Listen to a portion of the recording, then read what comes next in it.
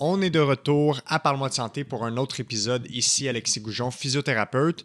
Très content d'être parmi vous encore une fois ici pour un autre épisode, épisode numéro 85 aujourd'hui. Et le mois de mars, c'est le mois de la nutrition ici au Québec. Et pour l'occasion, les deux prochains épisodes, donc celui d'aujourd'hui et l'épisode 86, seront des épisodes qui touchent de près ou de loin à la nutrition. En fait, qui touchent de près à la nutrition. Donc aujourd'hui, je reçois quelqu'un qui fait un retour au podcast, Myriam Beaudry, qui est nutritionniste, qui est également vulgarisatrice scientifique et qui est ma partenaire, une de mes partenaires dans le projet Science Influence. Et Myriam, je l'avais déjà reçue dans les premières années du podcast. On avait parlé de diète, on avait parlé d'alimentation. Et aujourd'hui, on parle du gras et des lipides. Donc, on va parler de quel gras on devrait consommer ou favoriser au niveau de l'alimentation, quels gras qui sont peut-être un peu moins intéressants pour la santé, c'est quoi l'impact du gras sur notre santé, qu'est-ce que ça fait justement le gras dans notre corps, donc les lipides, le gras, le tissu adipeux, le tissu adipeux corporel versus le gras alimentaire, donc gras corporel, gras alimentaire. Bref, on déconstruit un peu tout ça pour comprendre qu'est-ce qu'il y en est. Et Myriam, qui au courant de ses études au doctorat, a vraiment su étudier ce tissu-là de façon assez précise, puisque ça faisait partie de son projet de recherche. Donc, vraiment une classe de maître passionnante sur ce sujet-là. Et sans plus attendre, je vous laisse apprécier cette conversation avec la nutritionniste Myriam Beaudry.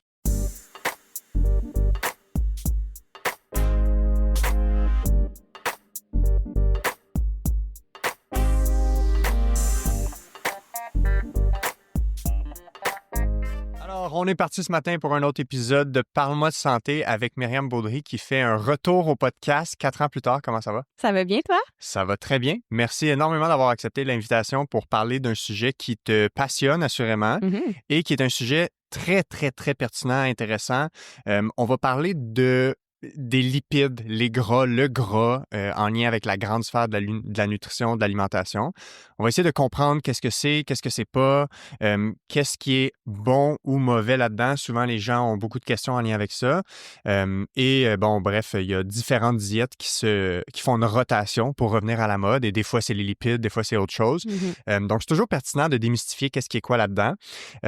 Tu es nutritionniste, tu es clinicienne, tu as une maîtrise en nutrition, tu as fait aussi des études au doctorat en lien avec les lipides dans tes études au doctorat en nutrition. Et tu fais de la vulgarisation scientifique. Bref, les gens, je pense, te connaissent un petit peu s'ils écoutent le podcast de façon assidue. Est-ce que tu peux mieux te présenter que moi, juste dire peut-être en 30 secondes, c'est quoi un peu le résumé de tes activités professionnelles actuellement? Bien, tu as fait un bon tour de table. Donc, en ce moment, je dirais que j'ai quand même peut-être 50 % de mon temps qui est pour ma pratique clinique. Donc, je vois des sportifs, monsieur, madame, tout le monde avec maladies chroniques, troubles alimentaires, troubles digestifs et alouettes. Et un autre 50 % qui est vraiment consacré à mes activités de communication scientifique, donc rédaction d'articles de blog, passage dans des balados, médias sociaux, médias traditionnels. Avec toi, j'ai cofondé Science Influence, qui est aussi un gros morceau. Oui, belle plug, excellente plug. Si les gens ne connaissent pas, allez regarder Science Influence sur Instagram. Oui, donc c'est pas mal ça, ma nouvelle vie professionnelle, si on veut, depuis l'automne, depuis que je suis sortie de mon doctorat, qui était malgré tout très passionnant. Je suis très contente du titre que je te disais avant qu'on enregistre. Ça me fait vraiment plaisir de pouvoir me replonger dans ce sujet qui m'a toujours fascinée et qui me fascine encore. Et je me rappelle, quand tu préparais un de tes examens dans le doctorat, tu me disais, Alexis, je viens de faire une revue de littérature qui me permettrait de faire un épisode passionnant, puis c'est là que l'idée avait germé. Ah ouais! Fait que ça va être très intéressant. Peut-être d'entrée de jeu, là, ce serait quoi, sans qu'on défasse tout de suite ces mythes-là, c'est quoi comme un top 3 des mythes que tu as en tête en lien avec le gras, les lipides, qu'il faut absolument repenser, puis à travers lesquels on va réussir à passer aujourd'hui? Oui, donc je te dirais qu'il y en a 3 pour moi qui reviennent souvent. D'abord, que le gras alimentaire qu'on va consommer va automatiquement être stocké sous forme de gras dans le corps. C'est-à-dire, tu manges du gras, il y a du gras qui stocke dans le corps. Exactement. Numéro 1. Numéro 2, que tout le gras corporel est automatiquement mauvais. Donc, ça, on pourra définir quel gras corporel est bon, moins bon, pourquoi. Et le troisième, qui est un peu plus niché, c'est que toutes les huiles végétales auraient un effet inflammatoire sur le corps. Donc, en anglais, ou les hashtags sur les réseaux sociaux, c'est beaucoup les seed oils.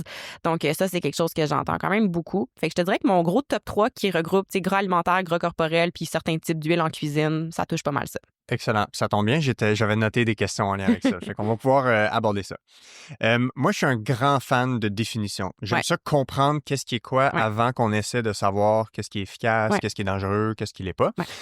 Donc, le gras, les lipides, le tissu adipeux, qu'est-ce qui est quoi là-dedans? Peux-tu nous faire un peu une structure pour organiser nos cerveaux pour commencer? Oui, tout à fait. Donc, quand on dit les gras, les lipides, je te dirais que c'est pas mal des synonymes. Les lipides, c'est peut-être le terme plus scientifique qu'on va utiliser.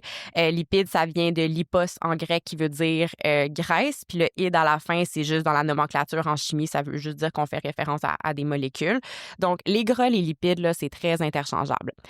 Quand on dit le gras, je pense que ce serait comme un autre gros terme chapeau qui entoure tout ça. Mais grosso modo, gras, lipides, c'est la même chose.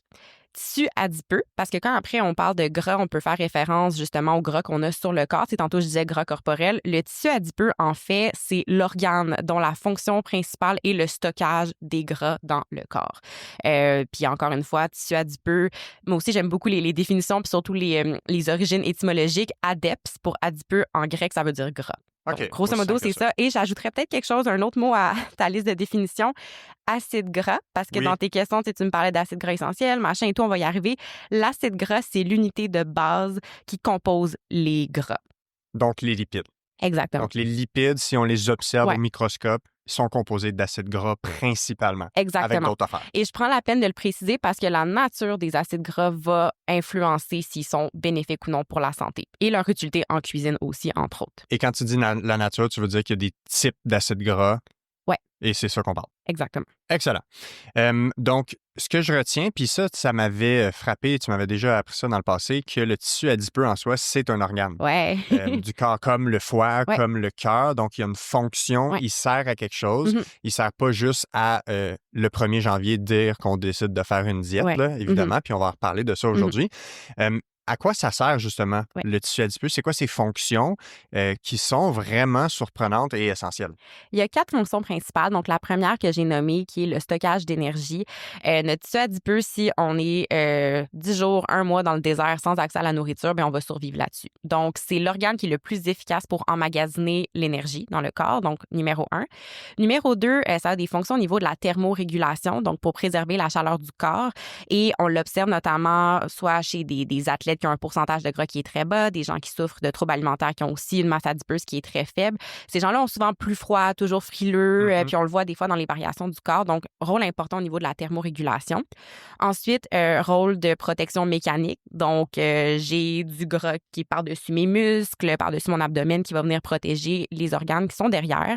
Et la 4e fonction, qui est ma préférée, la plus intéressante, à mon avis, c'est la fonction endocrine. Endocrine, ça veut dire en fait que c'est un tissu qui va venir sécréter des molécules. Donc, on va parler, ça va sécréter des hormones, ça va venir sécréter des facteurs de croissance, des cytokines, qui sont des petites protéines qui sont importantes pour la signalisation au niveau du système immunitaire. Ça va venir sécréter des métabolites qui vont apporter de l'énergie au corps.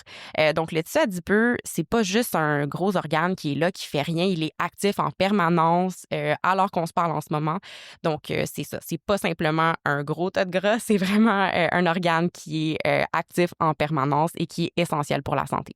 Donc, en général, on devrait être content et aimer le tissu adipeux en moyenne. Après ça, on pourra parler tantôt de qu'est-ce qui devient problématique ou dépendamment du type de gras corporel où il est stocké. Là. Mais en moyenne, c'est pas le démon. Non, pour vrai, je pense que un des gros takeaways de mes années au PhD, c'est je pense que j'ai tellement appris à apprécier ce tissu-là puis à le trouver génial. Donc, il est vraiment important. Pourquoi il est efficace pour stocker de l'énergie? Qu'est-ce qui fait qu'il y a une grande efficacité? Parce que, en fait, on va emmagasiner l'énergie sous forme de triglycérides. Donc, cette molécule-là, en fait, là, je te parle de la définition des acides gras. Un triglycéride, c'est 3 acides gras et une molécule de glycérol. Et en fait, ça, je pense que c'est peut-être dans les connaissances communes des gens, mais 1 gramme de gras va apporter 9 calories par rapport à 1 gramme de glucides ou 1 gramme de protéines qui apporte 4 calories. Donc, le gras permet, en fait, d'avoir 2 fois plus d'énergie. Et puisqu'on emmagasine l'énergie sous forme d'acides gras, on a des réserves qui sont astronomiques. Alors que si on voulait emmagasiner autant d'énergie sous forme de glycogène, par exemple, qui est la forme de stockage des glucides, il faudrait qu'on soit... on avait déjà fait les calculs dans un cours, mais il faudrait qu'on soit comme 10 fois plus gros pour être capable de stocker tout ça. Très intéressant. Fait qu'il est très efficace pour le rapport quantité d'énergie stockée pour le poids stocké. Exactement. Vu que pour le même gramme de molécules, il en stocke 2 fois plus. Exactement. Très intéressant. Donc, puis là, tu as parlé d'acide gras. C'est la notion d'acide gras essentiel, c'est quoi qu'il y a à comprendre là-dedans aussi pour continuer dans les définitions? Oui, donc les acides gras, quand on dit essentiels, en fait, c'est que le corps ne peut pas les synthétiser. Donc, des lipides, en fait, c'est des chaînes de carbone avec des hydrogènes qui ont une certaine longueur entre 4 et 24 carbone pour les geeks. Il y en a quelques-uns. Oui. Et il y a certains acides gras, en fait, qu'on est capable de synthétiser nous-mêmes par justement les mécanismes internes qu'on a. Et il y a certains acides gras qui ont des fonctions importantes pour la santé que le corps ne peut pas synthétiser et donc il faut aller chercher par l'alimentation. Okay. C'est un peu comme les vitamines et minéraux. Il y en a certains qu'on va avoir une production interne et d'autres qu'on n'a pas le choix d'aller chercher via les aliments pour combler nos besoins. Donc, quand on dit acides gras essentiels, ça fait souvent référence au fait que le corps ne peut pas les synthétiser lui-même et donc c'est essentiel d'aller les chercher via l'alimentation. OK, je comprends. Très bien. Dans les types de lipides ou types de gras, là, la chose qu'on entend le plus en termes de classification, c'est la notion de bon et mauvais gras. Ouais. Puis là, on va ouvrir une grande porte de quel lien avec les maladies cardiovasculaires, donc les maladies du cœur, quel lien avec le cholestérol. Tu sais, des fois, on va parler de mauvais cholestérol, bon cholestérol. Fait que tu nous diras qu'est-ce qu'il faut comprendre là-dedans. La notion de gras trans, gras saturé, insaturé. Fait que bref, peux-tu nous démêler qu'est-ce qui est quoi là-dedans? Puis ensuite, on essaiera de penser à, dans l'alimentation, concrètement, comment ça se construit ou c'est quoi des exemples concrets du quotidien en lien avec ça? Oui. Donc, au niveau des gras alimentaires, il y a les gras trans, les gras saturés et les gras insaturés. On va les définir chacun.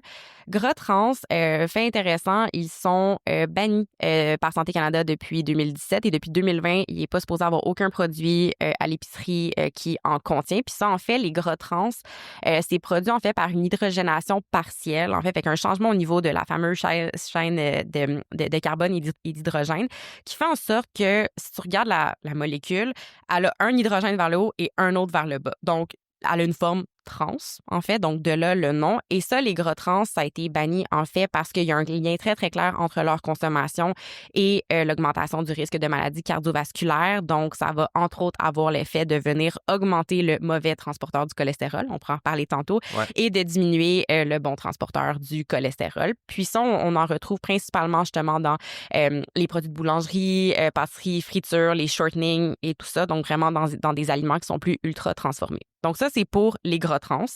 Et tu sais, pour les gens qui s'inquiètent de « OK, c'est vraiment mauvais, il ne faut pas que j'en consomme », en 2025, aujourd'hui, il y a très, très peu, du moins au Canada, d'aliments qui en contiennent de par la réglementation qui a été mise en place. Puis là, ça fait quelques années que cette réglementation, elle est là? Ça a été mis en place en 2017. Puis bon, il y a toujours une certaine période de temps pour que l'industrie puisse s'adapter. Et depuis 2020, de ce que j'ai vérifié quand on a préparé l'épisode, depuis 2020, il n'est plus supposé rester rien à l'épicerie qui en contient. Cela dit, il y a certains produits alimentaires, notamment les produits laitiers, qui contiennent naturellement des gras trans, mais la forme est un peu différente. Et donc ça, honnêtement, on n'a pas à s'en inquiéter. Donc, est-ce que c'est surtout des gras trans qui étaient faits, disons, artificiellement dans le processus de transformation des aliments, exactement. Que ça, maintenant, on n'a plus le droit de faire ça? Exactement. OK. Ceux dans lesquels il y en a naturellement, c'est pas banni parce que, bref, c'est comme ça. Bien, c'est ça. Ça vient dans la nature comme ça, puis les quantités contenues sont tellement infimes qu'on n'a vraiment pas à s'en inquiéter. Donc, à part cette catégorie-là d'aliments, qu'il y en a une petite quantité dans la nature, est-ce qu'il y a d'autres façons que du gras trans se retrouve dans nos aliments en termes de consommation, ou en fait, ça devrait pas? Parce que tout ce qu'on achète techniquement, tu sais, là, on parle même comme au restaurant, même en restauration rapide, il n'est pas supposé avoir de gras trans dans ces aliments. Exactement. Maintenant, il n'est plus supposé avoir de gras trans. OK. Donc, techniquement, on n'en consomme pas. Techniquement, on est correct. OK. Bon. Puis, est-ce que, ben là, peut-être que je skip d'avance sur une question, mais est-ce que les autres types de gras, dépendamment de comment on les consomme, peuvent être rendu en gras trans à l'intérieur ou non? Non. L'hydrogénation le fait, là, puis si jamais, là, à la maison, là, les deux hydrogènes, allez googler gras trans structure, vous allez comprendre tout de suite. Même si vous n'avez jamais fait de cours de chimie ou c'est loin dans votre tête, vous allez comprendre tout de suite que les hydrogènes ne sont pas supposés être dans cette position-là, autre que si on le fait en laboratoire, puis dans des usines de transformation alimentaire. OK. Fait qu'en fait, les gras trans, ça devrait presque plus être d'actualité dans le sens, pourquoi on parle encore de ça s'il n'y a pratiquement aucune chance d'en consommer? Ça, c'est la réglementation au Canada, mais OK. ailleurs dans le monde, ils sont encore présents. Donc, OK, voilà. je comprends. Puis la littérature scientifique n'est pas propre au Canada. Oui, exactement. OK, fait que si on voyage à l'extérieur, il y a une plus grande proportion de chances qu'on retrouve des gras trans quand on consomme des trucs ultra transformés. Puis tu as surtout parlé de produits de boulangerie, pâtisserie, shortening, etc. Exactement. Parfait, c'est super clair. Donc, ça, c'est gras trans. Puis on est au Canada, fait que là, je m'en préoccupe pas trop. On a ensuite gras saturé, insaturé. Qu'est-ce que c'est ça? Quand on dit saturé, insaturé, en fait, là, c'est que quand on dit saturé, c'est que toutes les liaisons possibles sur un carbone sont saturées et occupées par des hydrogènes. Fait en gros, il est saturé, il n'y a plus de place pour autre chose. Les gras saturés, on va surtout les retrouver dans le gras qui est contenu dans les viandes, les produits laitiers. Principalement, on en retrouve aussi dans les produits transformés, pâtisseries et alouettes.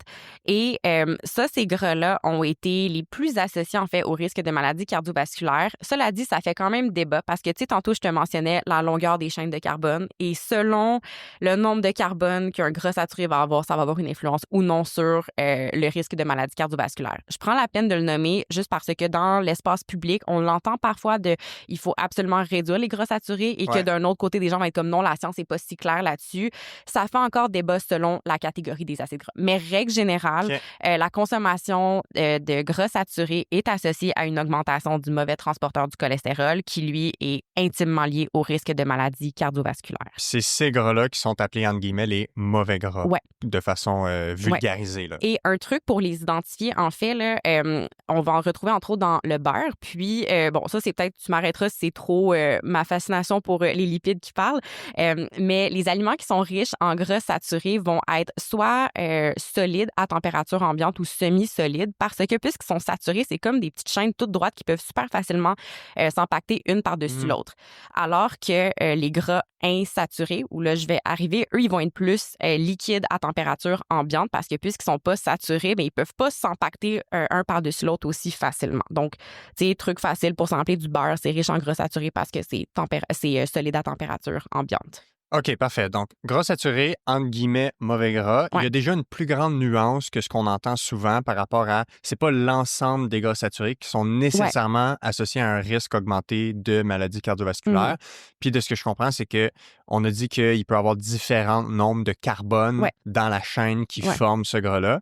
Puis, ben, on aurait comme un spectre, dépendamment du nombre de carbone, sur à quel point c'est associé au risque de maladie. Est-ce que c'est comme logique dans le nombre, c'est-à-dire plus il y a un nombre de carbone élevé, plus ils sont corrélés à ça ou ça n'a pas nécessairement rapport? Non, puis c'est juste qu'on sait que c'est pas tout le temps parfaitement corrélé. Oui, mettons, on sait que bon, avant, je connaissais la nomenclature par cœur quand j'étais au doc, mais mettons, ceux qui ont 12 carbone ou 16 carbone, c'est l'acide palmitique qu'on retrouve beaucoup dans le beurre et l'huile de noix de coco, entre autres, qui sont justement solides à température ambiante.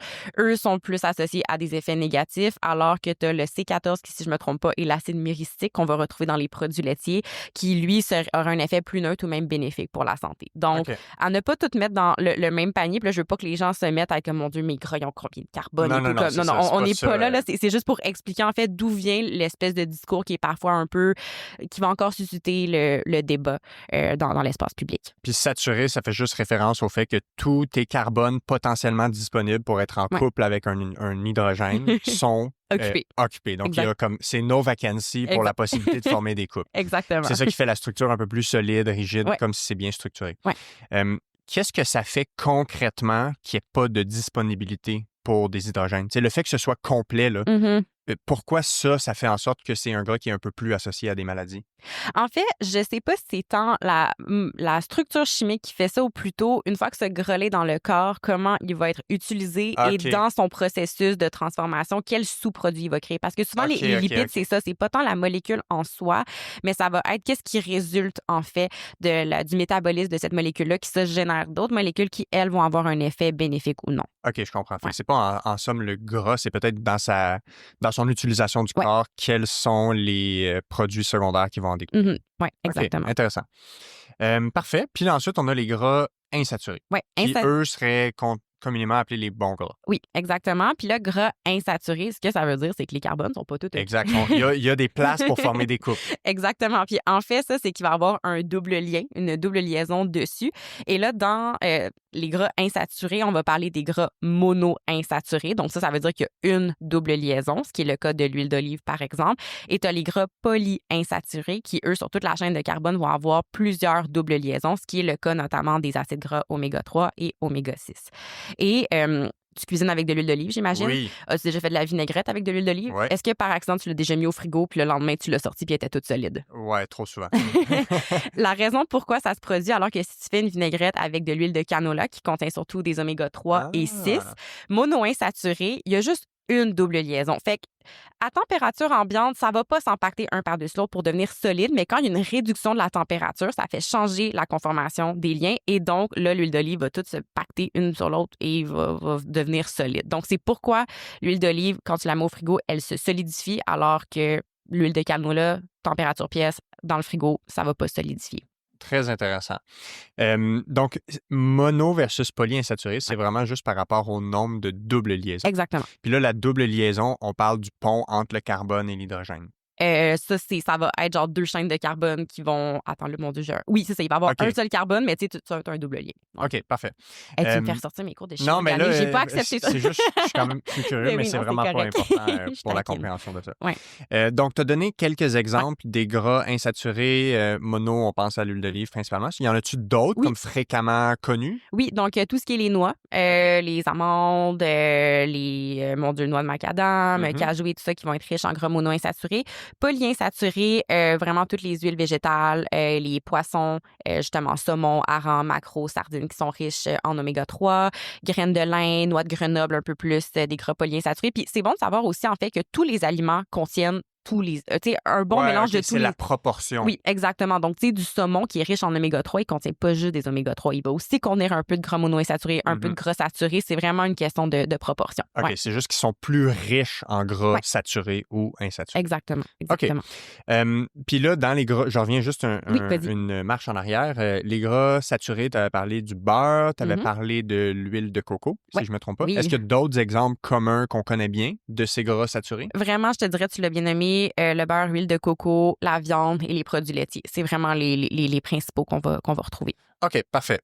Tu as parlé de noix, puis ça me fait penser, tu sais, la liste d'aliments de gras insaturés, c'est souvent ce qu'on entend dans la liste que les nutritionnistes déroulent pour parler des bons gras. Tu sais, des gras qui sont associés à une bonne fonction pour le corps puis qui ont des effets bénéfiques. Ouais. Concrètement, c'est quoi, pourquoi ça a des effets bénéfiques, ces gras-là? Puis peut-être on essaiera juste d'avoir la liste comme exhaustive de ce que c'est. Oui.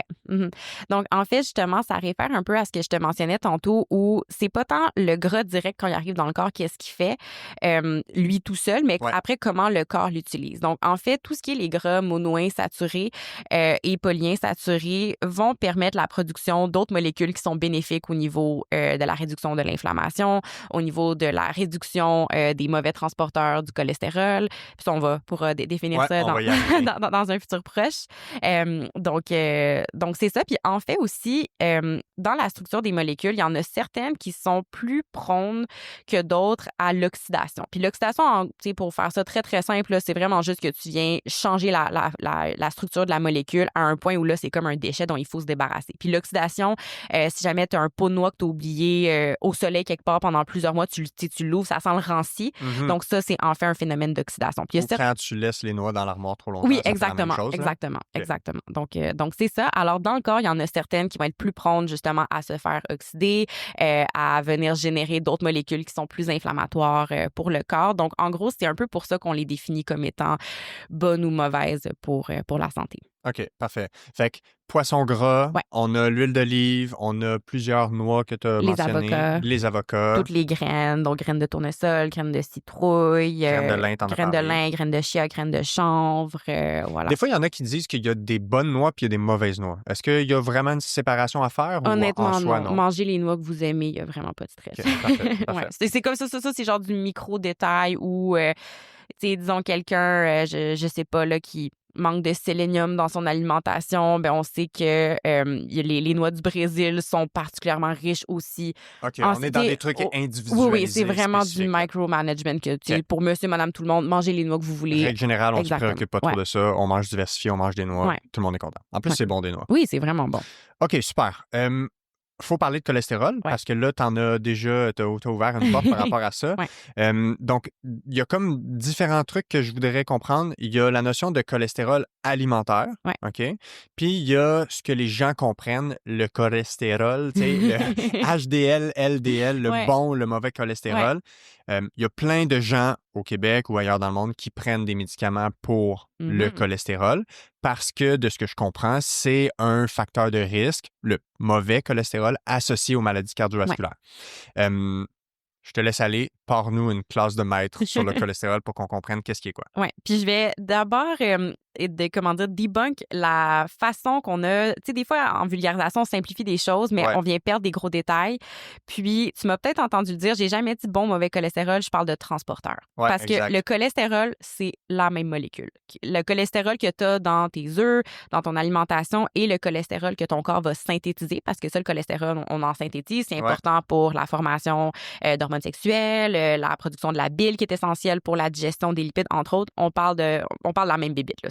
Donc, HDL ou LDL, c'est la même molécule en soi? Non, c'est pas la même molécule parce qu'ils vont contenir, en fait, puis on peut peut-être définir ça, le LDL, HDL, en fait, ce sont ce qu'on appelle des lipoprotéines. Et bon, on revient à peut-être des notions de base, là, mais l'eau et le gras, ça s'aime pas. Tu mélanges de l'huile, de l'eau ensemble, ça va se séparer. Le gras, c'est essentiel dans le corps pour apporter de l'énergie, pour la formation de nos membranes cellulaires, pour le transport de vitamines, etc. Et donc, puisque notre corps est majoritairement composé d'eau, les gras ont besoin d'un transporteur. Et moi, j'aime imaginer ça. Les LDL, HDL, c'est comme des bateaux qui, eux, vont transporter le gras aux différents endroits dans le corps. Et ce qui les différencie, en fait, c'est la direction.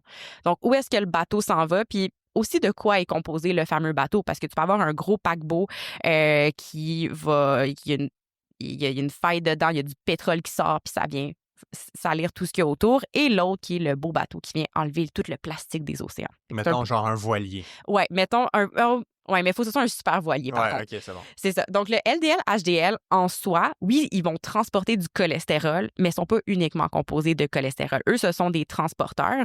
Le LDL, c'est souvent lui qu'on va appeler le mauvais cholestérol ou mauvais transporteur du cholestérol parce que lui est produit à partir du foie et va venir déposer le cholestérol dans les tissus périphériques. Fait que lui, son chemin, c'est foie, muscles, pancréas, intestin, tout ça. Il va venir, en fait, approvisionner les autres cellules en cholestérol, ce qui est bien.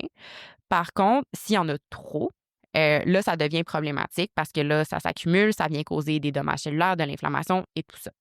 Donc, c'est pour ça qu'on dit que c'est un peu le mauvais transporteur du cholestérol. Là, j'ai utilisé l'analogie des bateaux, mais imagine le LDL qui est comme ton petit frère qui vient tout défaire le ménage que tu as fait c'est bon. Dans ta maison. Fait que là, l'image est peut-être un peu plus claire. Alors que puis en fait, justement, le LDL, lui, plus il est élevé en circulation et il y a vraiment pas une corrélation presque parfaite avec le risque de maladie cardiovasculaire. Donc, les médicaments souvent qui vont être prescrits pour venir diminuer le cholestérol, on veut agir sur celui-ci. Donc, c'est vraiment le marqueur principal qu'on veut venir réduire. Et de l'autre côté, le HDL. Puis, je fais un pas en arrière. LDL, c'est pour Low Density Lipoprotein. Donc, une lipoprotéine à faible densité parce que justement, elle contient beaucoup de cholestérol. Le gras qui est plus léger, donc, elle a une faible densité, alors que le HDL, c'est le High Density Lipoprotein. Lui, sa job, en fait, c'est de venir faire le contraire du LDL. Il vient ramasser les excès de cholestérol dans le corps pour les ramener au foie. Donc, il fait le ménage. Il fait le ménage, exactement.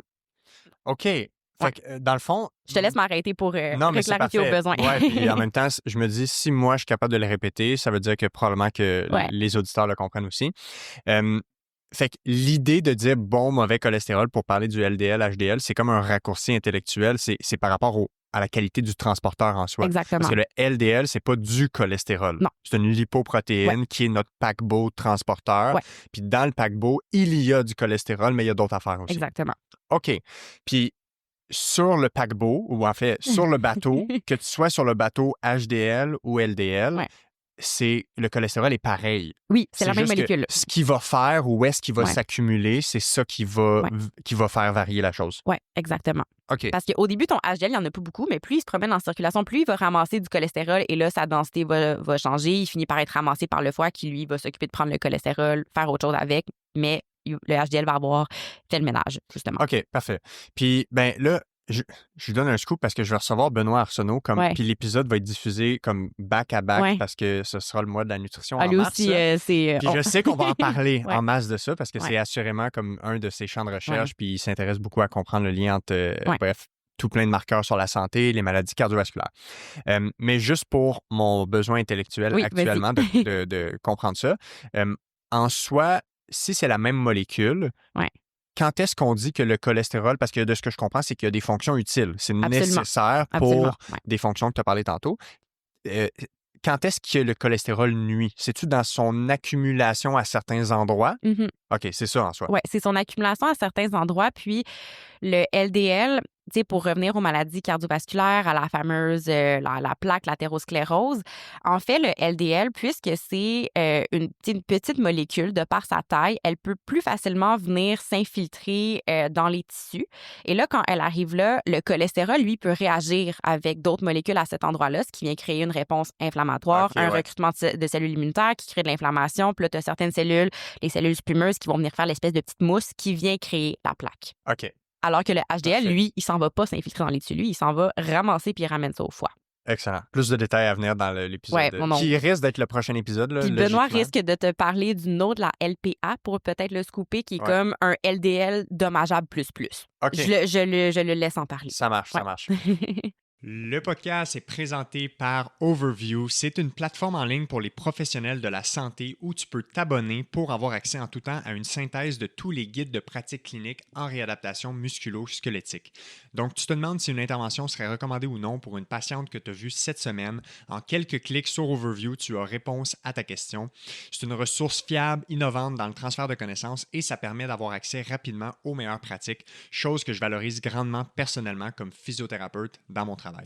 En plus, Overview, c'est une entreprise menée par une jeune physiothérapeute inspirante ici même au Québec qui veut faciliter la vie des professionnels pour avoir une pratique basée sur les évidences scientifiques. Si tu veux une réduction de 10% sur l'abonnement individuel, tu peux utiliser le code SANTE10, SANTE 10, et tu peux aller jeter un coup d'œil au site web d'Overview en cliquant sur le lien qui est dans la description de l'épisode du podcast. OK, excellent. Fait que là, on a parlé cholestérol, bon cholestérol, mauvais cholestérol, entre guillemets. Et cholestérol alimentaire, Ouais. ça, c'est différent. C'est la même molécule, encore une fois. OK, c'est la même molécule, Ouais. mais elle se retrouve dans les aliments en soi. Exactement. Par exemple, quels aliments? On peut penser les œufs. Ouais. Les œufs, on va retrouver dans la viande. Je te dis, ouais, tout ce qui en fait les produits d'origine animale, parce que le cholestérol, je veux dire, les plantes en contiennent pas, ils vont contenir des stérols, qui est comme une autre forme de cholestérol, mais qui est propre aux plantes. Donc, vraiment, tous les produits d'origine animale.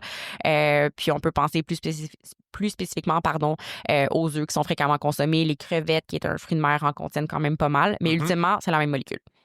Puis, est-ce qu'il y a quelque chose à se méfier ou à considérer par rapport à la quantité de cholestérol alimentaire qu'on devrait ingérer?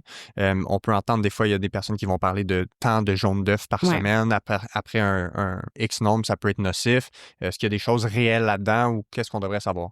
Oui, puis pour répondre à ta question, je vais peut-être faire une parenthèse qui explique peut-être le pourquoi il y a autant des fois de confusion dans l'espace public par rapport à ces discours-là. S'il vous plaît. Ces données-là proviennent beaucoup d'études épidémiologiques. Donc, on a regardé ce que des populations ont consommé à un moment précis ou au fil du temps. En nutrition, c'est pas mal la meilleure façon qu'on a ou la plus accessible parce qu'on ne peut pas prendre 2000 personnes, les nourrir avec des repas tout prêts pendant 30 ans. C'est pas faisable. On n'a pas les fonds. Ça marche pas. Ça serait un bon budget. Oui, exactement. Et l'épidémiologie nutritionnelle, tu sais, même moi qui ai fait 8 ans à l'université, c'est une spécialité en soi, analyser l'épidémiologie. Puis Benoît Arsenault, tu as nommé, lui, une très bonne spécialité là-dedans. L'épidémiologie nutritionnelle, c'est une grosse bébête en soi à comprendre. J'ai les outils pour interpréter tout, mais c'est très facile de mal interpréter l'épidémiologie nutritionnelle. Parce que on reprend le cas des œufs. On regarde, OK. Puis en fait, justement, les craintes par rapport au cholestérol alimentaire proviennent de moins bonnes interprétations d'études épidémiologiques en épidémiologie. Voyons, oui, études épidémiologiques. Et puis en nutrition, mon Dieu, je perds mes mots.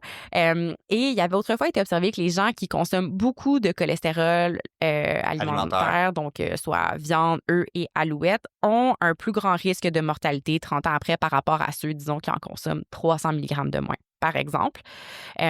Mais après qu'on fait de l'épidémiologie nutritionnelle, faut pas. Souvent, il y a un aliment qu'on va regarder et son effet sur la santé, mais il faut être en mesure de venir corriger toutes les autres variables qui pourraient expliquer pourquoi les œufs ou le cholestérol alimentaire d'un autre aliment ont un effet négatif. Facteur confondant. Facteur confondant, exactement. Puis je te donne l'exemple. Toi, tu peux manger 7 œufs par semaine. Moi aussi. Moi, je le mange avec bacon, saucisse, toast au pain blanc, genre 2 grosses cuillères à soupe de beurre sur mes toasts. Puis moi, je mets un avocat, des tomates, puis je prends un pain blé entier, mettons. Exactement. Pas la même affaire. Oui, exactement. Donc, toi et moi, on mange le même nombre d'œufs. Ouais. Mais à la fin de la semaine, ou du moins au fil de l'accumulation sur les années, l'effet ne sera pas le même. Parce que est-ce que c'est... Moi, ça se peut que, justement, mon taux de cholestérol alimentaire est plus élevé de par le fait que j'ai mangé des œufs. Il y a aussi ce qui provient de la viande. Mais en fait, est-ce que c'est vraiment l'œuf le problème? Ouais, c'est ça. Ou c'est le manque de nutriments? J'ai pas assez de fibres, de vitamines et minéraux parce que mon assiette est toute occupée par des viandes, des saucisses qui sont riches en sel, en gras saturés, d'autres types de molécules qui sont moins pertinents pour la santé. Donc, c'est important de regarder qu'est-ce qui s'accompagne autour de l'œuf. Donc, on ne mange pas un seul aliment, on mange une panoplie d'aliments. Donc, tu sais, puis je reprends le discours des œufs parce que ça, c'est quelque chose qui faisait débat quand j'ai commencé mes études et pour lesquelles j'entends encore des questions de « OK, faut-tu manger juste 7 œufs par semaine? » Blablabla. Donc, tu sais, ça, c'est des recommandations générales, mais après, c'est de venir regarder, moi, est-ce que j'ai un risque de maladie cardiovasculaire qui est déjà plus élevé? Est-ce que mon taux de LDL, HDL est normal? Et qu'est-ce que je mets avec mes œufs, ultimement? Tu sais à quoi ça me fait penser? Ça me rappelle, en fait, un discours qui est récurrent dans le monde de la nutrition, c'est-à-dire on essaie d'associer un aliment ou un nutriment à quelque chose de problématique, au lieu de juste appliquer les recommandations habituelles qui sont manger le plus diversifié possible, le plus de produits frais et cuisinés maison. Fait que, tu sais, ça s'applique à ça, là, les gens qui mangent des œufs, puis qu'en général, ils cuisinent leurs œufs, puis qu'ils ne mangent pas de produits ultra transformés, puis que, bref, tu sais, le bacon, on ne mettra pas ça aux poubelles, c'est pas le démon, mais peut-être que tous les jours, c'est pas la meilleure idée, sachant que ça peut être associé à un peu plus de mettons, moins bonne qualité nutritionnelle, là, sans vouloir classifier ça en soi. Là.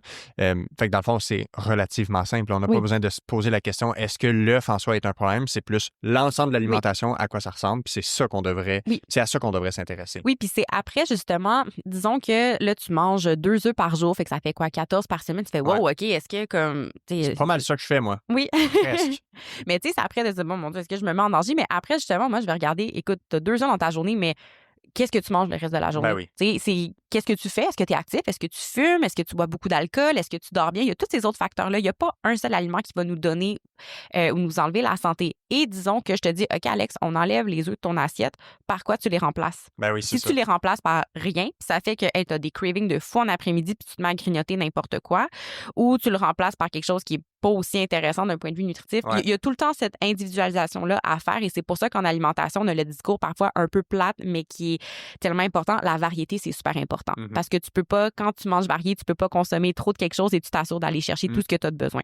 Dans le fond, les nutritionnistes, vous êtes tellement plates, c'est trop simple. Faut que ce soit compliqué. C'est ça qu'on est... Je suis un peu sarcastique, mais les gens aiment bien avoir des règles ou des choses bien compliquées alors que ça peut être aussi simple que manger diversifié, cuisiner. Puis exactement. Puis la dernière chose, peut-être par rapport à ce cas-là, les aliments ne contiennent pas un seul nutriment. Oui, il y a beaucoup de cholestérol dans les œufs, mais on a des protéines de très bonne qualité. Dans le jaune d'œuf, on a des vitamines liposolubles, donc qui ont besoin des gras, en fait, pour être transportés dans le corps, la vitamine A, D, E et K. C'était mon truc, mes mots techniques à l'université pour me rappeler de ça. Excellent. Donc, tu sais, quand tu manges un œuf, tu manges pas juste du cholestérol. Tu manges plein d'autres molécules. Et aussi, pour revenir au cas des gras saturés, une des choses qui il y a la confusion des facteurs confondants, mais dans les aliments eux-mêmes sont un facteur confondant en soi parce que tu n'as pas juste du gras saturé dans un aliment. Tu as, différents types de gras saturés, mais tu as aussi d'autres molécules, des protéines, tu vas avoir des glucides, peu importe, qui, eux, vont interagir ensemble, une genre de synergie qui, au final, vont avoir une influence positive ou non. Donc, bref, la nutrition, c'est simple, mais c'est très complexe en même temps. OK, super. Maintenant, tant qu'à parler d'aliments, puis du type de gras, puis l'impact sur la santé, faisons une parenthèse sur les huiles. Oui. Donc, les huiles, il y en a plein de sortes. On cuisine beaucoup avec l'huile en soi, puis on intègre aussi les huiles dans notre alimentation sous d'autres formes, vinaigrette, sauce, etc. quelles sont, disons, entre guillemets, les huiles qui sont les plus intéressantes pour la santé? Est-ce qu'il y a des huiles qui sont un peu moins intéressantes, qui ont vraiment été démontrées de façon plus systématique que c'est plus associé à des problématiques? Et après ça, j'aimerais te poser la question, j'ai déjà entendu qu'il y a certaines huiles que quand tu chauffes, c'est pas la même chose que quand tu les manges à température pièce. Donc, allons-y. Puis en fait, je pense que je vais même commencer par l'aspect de la cuisson parce qu'ultimement, des huiles, en tout cas, je sais pas toi, je pose pas de jugement, mais moi, c'est rare que je me transporte un copeau d'huile que je vais me chugger. Ouais, non, on l'utilise surtout en cuisson. Oui, exactement. On l'utilise surtout en cuisine. Et, tu sais, tantôt, je te parlais d'oxydation. Toutes les huiles vont avoir un point de fumée. Donc, c'est leur point de chaleur, en fait, à partir duquel la molécule va se défaire, en fait, va s'oxyder et se mettre à libérer des composés qui sont mauvais pour la santé. Okay. Comme s'il y avait un point d'ébullition pour l'eau, mais là, on parle d'un point de déformation de la molécule. Oui. Exactement. Puis non seulement la molécule se déforme, mais tu vas le sentir. T'sais, on a tous déjà entendu, j'ai fait brûler mon huile, ça sent pas bon. Là, c'est clairement t'as dépassé le point de fumée. Donc, pour que l'huile ait un effet bénéfique ou non sur la santé, on parlait de l'huile d'olive tantôt qui a des bénéfices pour la santé qui sont largement documentés. Je te garantis que si tu te fais du poulet frit avec de l'huile d'olive, ton huile d'olive va être plus bonne du tout pour ta santé parce qu'on a largement dépassé son point de fumée. Règle générale, si la température de ton four ou de ta poêle est à 220 Celsius, qui est quoi, 430 Fahrenheit. Ça, c'est, mettons, l'huile d'olive, justement, je la donne en exemple parce que c'est une des huiles qui a le point de fumée le plus bas. Donc, on va surtout recommander son utilisation pour des vinaigrettes et tout ça, donc ce qui ne requiert pas de chaleur. Par contre, c'est quand même une huile qu'on peut utiliser pour chauffer à la poêle, au four et tout ça, mais il ne faut pas dépasser cette température-là. Okay. Donc, huile d'olive, gras monoinsaturé. Donc, c'est une des plus rapides à devenir, à changer sa structure et devenir moins intéressante pour la santé. Oui, exactement. Ensuite, de l'autre côté, tu vas avoir l'huile de canola qui est l'huile la plus utilisée, la plus achetée au Canada, notamment parce qu'on peut la produire, qui, elle, a un point de fumée qui est presque 2 fois plus élevé. Okay. Donc ça, au four, tu fais chauffer à 450, 475, il n'y a pas de problème. L'huile de canola, tu peux t'en servir sans problème. Ça, c'est robuste. Oui, c'est très robuste. Parfait. Ouais, exactement. Il y a l'huile d'avocat qui a aussi un point de fumée qui est très, très, très haut. Cela dit, je suis tout le temps plus frileuse à la recommander parce qu'elle coûte beaucoup plus cher puis elle a un impact environnemental qui est non négligeable. Et en 2025, je ne peux pas dissocier l'impact environnemental des recommandations nutritionnelles. Mais c'est une huile, si tu veux t'as envie de t'amuser à cuisiner, une huile qui a un goût neutre, qui contient des très bons gras pour la santé, surtout des gras monoinsaturés, puis elle a un point de fumée qui est très élevé, donc c'est très pratique pour ça. Sinon, il y a l'huile de caméline qu'on produit au Québec aussi, que j'ai goûté tout récemment, qui est en termes de qualité-prix, c'est quand même assez accessible. Donc, une huile intéressante à essayer qui, elle, contient beaucoup d'oméga 3. Donc, l'huile de canola en contient, mais c'est surtout des oméga 6, qui est aussi un acide gras essentiel, mais qu'on a très largement dans l'alimentation. Elle est riche en oméga 3. Donc, ça, c'est chouette. C'est intéressant. Oui, il y a toutes les autres huiles après, huile de soya, huile de maïs, huile d'arachide. Huile d'arachide très utilisée pour la friture, la cuisson à haute température. Ah ouais, hein? Oui. Mais en fait, ces huiles-là, c'est pas qu'elles sont mauvaises pour la santé, mais parce qu'elles sont très riches en oméga 6. Puis on fera peut-être une parenthèse parce que tantôt, tu m'as demandé de définir les acides gras essentiels. Puis il y a comme peut-être une partie de la réponse qui se trouve là-dedans.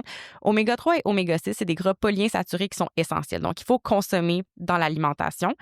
Cela dit, dans l'alimentation, on retrouve beaucoup plus naturellement d'oméga 6 que d'oméga 3 qui sont plus rares. Et l'enjeu avec ces deux acides gras-là, c'est qu'ils vont compétitionner pour les mêmes enzymes dans le corps pour synthétiser leurs produits finaux qui sont importants pour la santé. Donc souvent, puisqu'il y a beaucoup d'oméga 6 dans ce qu'on consomme, mais les oméga 3 sont un peu laissés derrière. Donc, c'est pour ça aussi que parfois, tu as le choix de cuisiner avec de l'huile de canola ou de l'huile d'arachide, de l'huile de soya. On va peut-être venir prioriser l'huile de canola parce qu'elle contient plus d'oméga 3 que l'huile de canola contient plus d'oméga 3. Ouais. Ah bon, c'est elle que j'utilise. Oui. Mais exactement. là, moi, j'ai une question parce que normalement, en fait, il y a des fois que tu achètes à l'épicerie, c'est écrit huile végétale. Ouais. Puis là, faut regarder les ingrédients parce que c'est comme souvent un mélange d'huile. Ouais. Puis là, j'ai l'impression que des fois, c'est plus comme une stratégie marketing pour mélanger des huiles puis ils sont capables de vendre ça à prix relativement faible. Exactement. Si jamais c'est écrit huile végétale puis c'est pas juste purement de l'huile de canola, qu'est-ce qu'il faudrait regarder c'est quoi les huiles qui sont les plus souvent les composés de ça? Puis Quand est-ce qu'on se dirait, OK, c'est pas nécessairement cette huile végétale-là que je veux utiliser pour ma cuisson de tous les jours, là, tu sais? Généralement, il y a beaucoup, ça va être soit de l'huile de soya qui va être mis dedans, de l'huile de maïs. Je sais pas, c'est une bonne question s'il y a une règlement. Je pense pas qu'il y a de réglementation. Genre, si tu dis huile végétale, il faut que ça contienne tant de pourcentage de ci ou de ça. Donc, c'est un mélange. Cela dit, je veux dire, si tu achètes de l'huile végétale puis tu cuisines avec ça, je veux dire, t'es pas en train de nuire à ta santé, là. C'est peut-être juste qu'il y a une autre huile qui pourrait être plus intéressante, c'est de l'huile de canola pure à 100%, mais... Ça risque d'être une huile qui tolère relativement bien la chaleur et donc qu'on peut cuisiner avec. 100%. Donc, dans les mélanges d'huile, ils iront pas mettre de l'huile de graines de lin, de l'huile de l'huile d'olive qui est super, qui est souvent beaucoup plus chère aussi. Donc, généralement, dans ces huiles-là, c'est toutes des huiles qui vont bien tolérer la chaleur. Ouais. D'ailleurs, le prix de l'huile d'olive n'a aucun bon sens, là, ces temps-ci. Je ne sais pas si toi, tu as remarqué. Oui, ben, on remercie les changements climatiques, là, mais ouais. J'avais une... Ah oui, bon. Considérant ce que je comprends par rapport à l'huile d'olive puis l'effet de la chaleur sur cette huile-là, qui est comme une huile un peu plus fragile à la chaleur, pourquoi notre bon ami Ricardo et la majorité des livres de recettes chauffent avec l'huile d'olive? Ouais. C'est sûr qu'il sait ça, Ricardo. Oui, là. mais tu sais, souvent, justement, à la poêle, puis moi aussi, je m'étais posé cette même question-là. Ouais. Puis quand j'ai été regarder, mettons 425 Fahrenheit, là, tu peux faire cuire beaucoup de choses à 350, 375, 400 et tout ça au four avec de l'huile d'olive.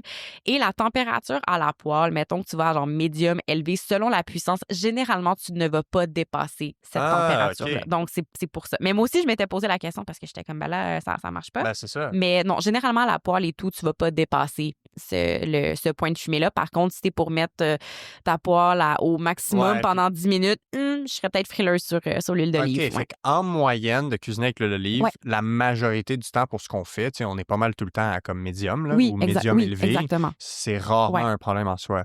Fait que peut-être que ce qui serait, assurément, de frire des choses avec l'huile d'olive, ça, c'est pas intéressant. Tu vas le sentir tout de suite. Ouais, c'est ça. OK, bon, parfait. C'est bon, ça me rassure.